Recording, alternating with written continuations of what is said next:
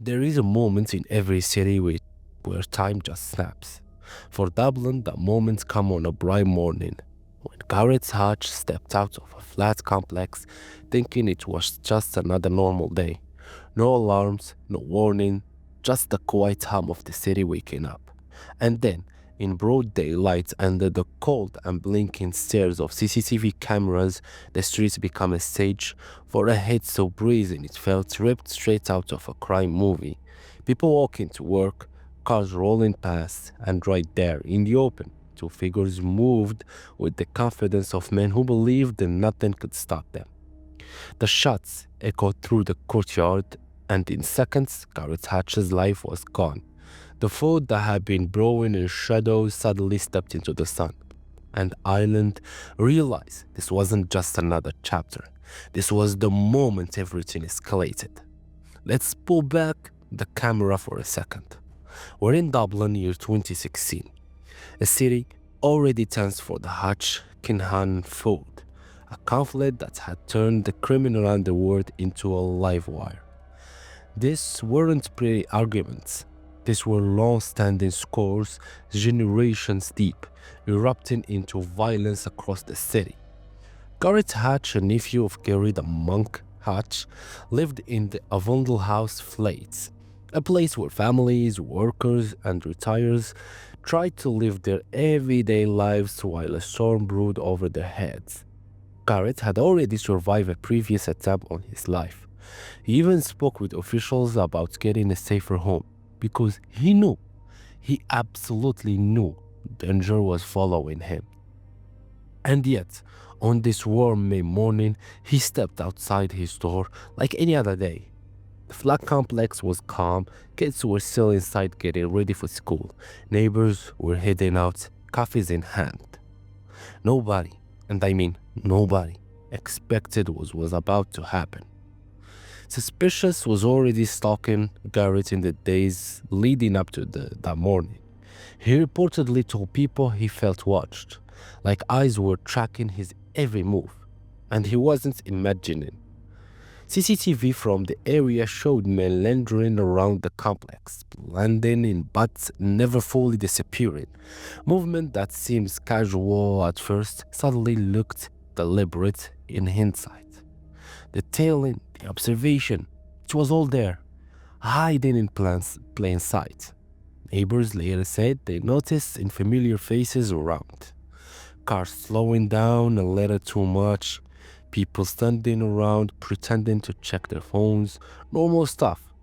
Except it didn't feel normal. And Garrett himself, he knew he was a target. That alone is a red flag no one wants in their daily routine. Morning arrives. Just after sunrise, Garrett walks out from Avondale House, heading toward his car. Nothing dramatic, just a man going about his morning. Two men, hooded, masks, composed, lurked nearby. They were waiting for him, watching him. And when he stepped toward his vehicle, everything that had been quietly building exploded into motion.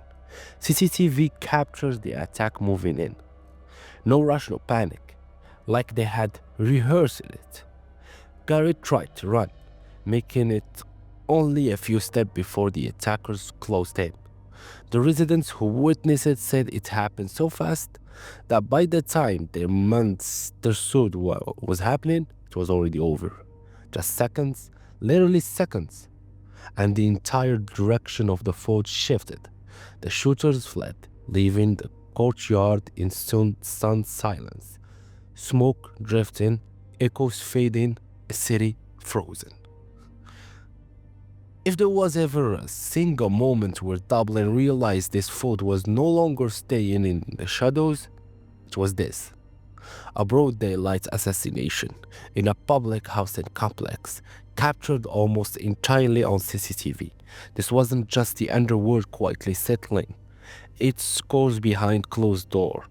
This was the food standing on the street with a megaphone saying, "Yeah, we're doing this right here, right now." What truly titled the investigation, though, was how clear the footage was. Not perfect, but clear, enough to show clothing, movement, physical build, and the getaway operation.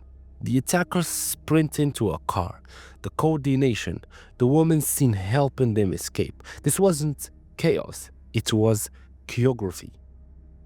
The guards moved quickly, and they had no choice. The attack was public, recorded, witnessed by residents, and the feud had already taken multiple lives. Investigators combed the CCTV from every angle, footage from across the flat, the surrounding streets, and the escape routes, stitching together the suspect movements before and after the shooting.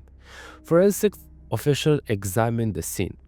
Statements were taken from residents. Witnesses described seeing the shooter flee to a nearby car where a woman was waiting in the driver's seat.